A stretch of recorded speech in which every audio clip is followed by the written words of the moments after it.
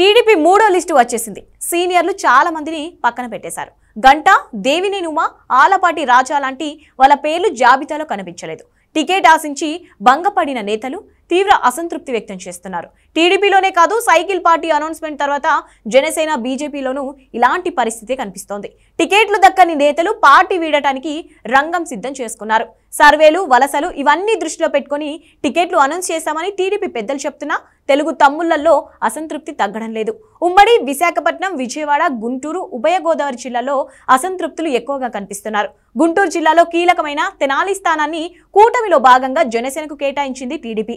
జనసేన తరపున నాదెండ్ల మనోహర్ పోటీ చేయబోతున్నారు. అయితే మార్పులు చేర్పులు ఉంటాయని, ఖచ్చితంగా తనకి సీటు దక్కుతుందని, లేదంటే వేరే నియోజకవర్గమైనా ఇస్తారని హోప్స్ పెట్టుకున్న టీడీపీ సీనియర్ నేత, మాజీ మంత్రి ఆలపాటి రాజేంద్ర ప్రసాద్ ఆశలు అడియాశలు మిగిలాయి. తెనాలి సీటు జనసేనకు కేటాయించిన తర్వాత రాజాకు ప్రత్యామ్నాయం చూపిస్తామని చంద్రబాబు, పవన్ కళ్యాణ్ హామీ ఇచ్చారు. అయితే అలాంటిదేమీ జరగకపోవడంతో ఆలపాటి తీవ్ర అసంతృప్తికి లోనయ్యారు. టికెట్ రాకపోవడంతో ఇక భవిష్యత్ కార్యాచరణ ప్రకటించాలని రాజా భావిస్తున్నారు.